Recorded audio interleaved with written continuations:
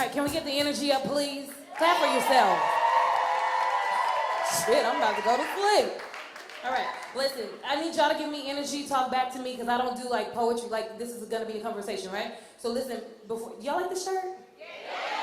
I think it would look so cute across your breast, across your chest. It's only $20, so go get it, all right? All right, so I'm gonna tell a story here. How many of y'all been in love? All right, how many of y'all have fallen in love with some trash? Like you knew it was shit, right? You saw the flag, like that nigga ain't shit. You're narcissist, and you looking down. Okay, right. So this is how the story went, and then we talk to ourselves when we fall in love. When we fall in love with trash, we tell ourselves dumb shit, and so this is how it started. See, trying my hardest to hold back to prevent from getting hurt, but that's damn near impossible because I know your worth. So I'm like, if loving you is wrong, then I don't want to be right. So I tell myself to forget it. I'll deal with the consequences later because my feelings for you I can no longer fight and I don't want to. I'm willing to give all that I have just for you, just to see the smile on your face and ready to knock anybody out that tries to step in our way because I'm crazy. Come on. Okay, I ain't crazy. No, I really am, bitch, so don't try me. And maybe a little selfish. I want to be all about you, and I want you to be all about me and all those other past relationships. Let's let them go and write it down in our book of history. Because for your love, I'm oh so greedy, and I want the whole world to see, and I don't give a flip how they view me, because with you, I'm completely happy, shit. The way you touch me sends these shock waves down my spine, and when you kiss me, you make me want to hum things like, baby, can you be mine?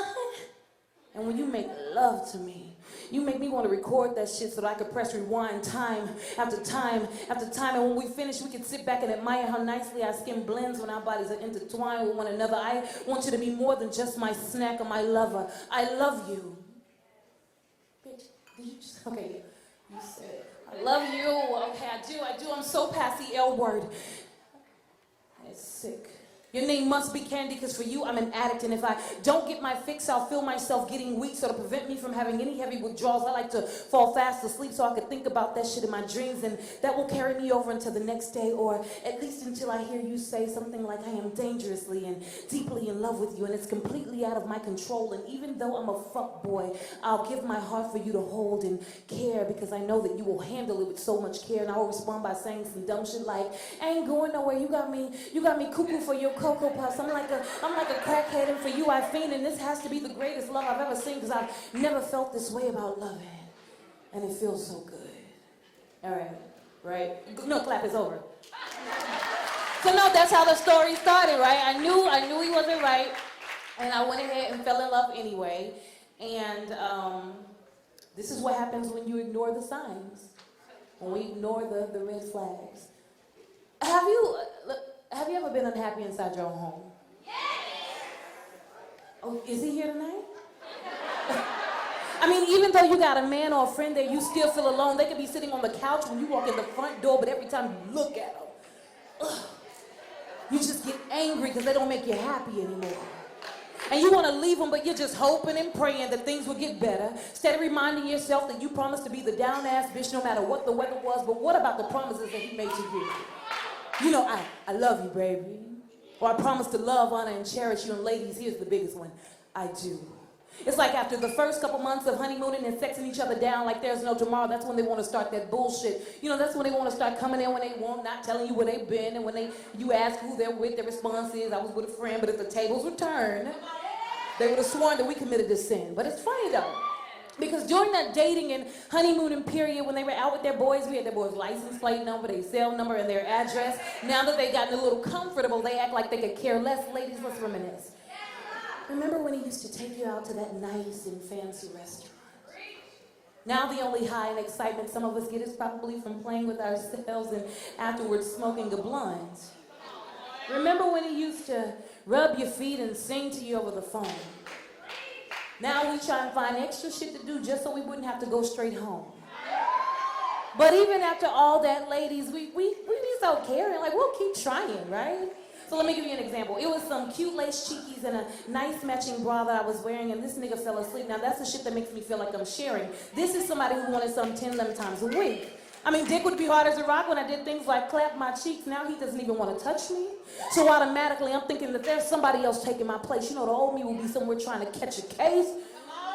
But the new me that saved me is saying, why waste my time and energy? Just let him go if he doesn't want to be with me. I've come to realize that no matter how hard we try, some men are still going to cheat, sneak, creep, and lie. Don't think that there's something wrong with you. Niggas don't do what they want to do. But do whatever it takes. Change your hair, cut your hair, take a vacation, lose weight, do whatever it takes for you to build your confidence and then get yourself together so that you can be profitable for the next, because Mr. Right will come. All right? Please, can y'all wake up a little bit? Give me some energy. Okay, let me tell you the type of energy that I need, because this is my last piece. I'm high, I'm plus size, I done ran up these steps. I need the type of energy like somebody allowed you to claim 3 extra kids on your taxes and you're not gonna go to jail for it. Come on.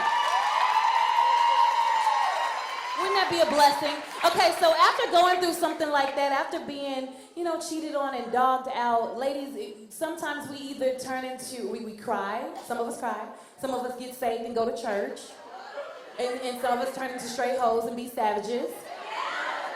So I ended up turning into a savage, and then I got saved afterwards. So I'm gonna tell you how it went. See, I got a man, right? But he makes me want to give him the keys to my place so that when my man is at work wicked, I'm role play.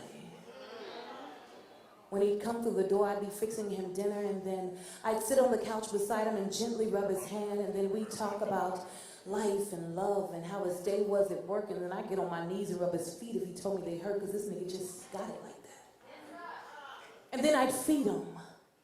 And after he finished his full-course meal, he'd tell me how bad he wanted to taste this dessert that was located in between my thighs and below my waist. And I would say something stupid like, baby, we ain't gotta fuck, we could just hunch each other. And he would respond by saying something like, baby, we don't even have to hunch each other. We could settle for having a stimulating conversation on top of covers. And I was like, oh, you thought I was for real? No, I want you to give me some dick.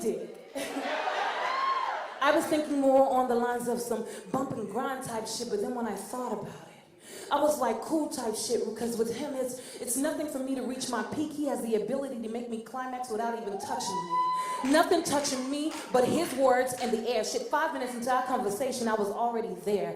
5 minutes into the conversation, I found myself at my next reservation, and that's standing in front of the sink with a damn towel in one hand and a dry in the other, and some Dove, because that's the only thing mild enough for sensitive. You know, to wipe away his love. And right when I was about to go there, he was like, babe, what you doing? We ain't finished yet. We better take this to the shower. And I looked at the clock and said, well, we only got an hour because Mr. gonna be coming inside. He said, well, we better make it a quickie because I gotta feel those thighs gyrating on top of mine. And I was like, shit. Well, if I'm gonna do it, I mean, I might as well become an all-out freak. And that's when I properly positioned myself on my elbows and knees and propped that ass up just right to make it easy for him to please. And right when he was about to go in real deep, I saw my phone lighting up, and it was my man calling. So naturally, I had to turn around and get permission to answer the phone, because when he hitting it right, you don't want to do shit wrong, right? He was so sweet. He was like, shit, go ahead, carry on. So I was like, hello? Hey, baby. Some nigga called in sick, so I'm gonna have to stay late. And I was like, oh, it's cool, because I'm asleep anyway. And before my snack could, before I could hang up the phone, my snack started to smack my ass. And when we finished, we sat back and talked trash on top of the covers. And we exchanged stories of how we were going to leave our lovers and run away together. And time started to wound down, and it was time for him to leave. When I walked into the door, he placed sweet kisses on my lips, my forehead, and my cheek. And when I opened up the door, I saw something I couldn't believe. My man had been standing there the whole time listening to him and me. I was busted. And guess what, ladies? I didn't give a fuck.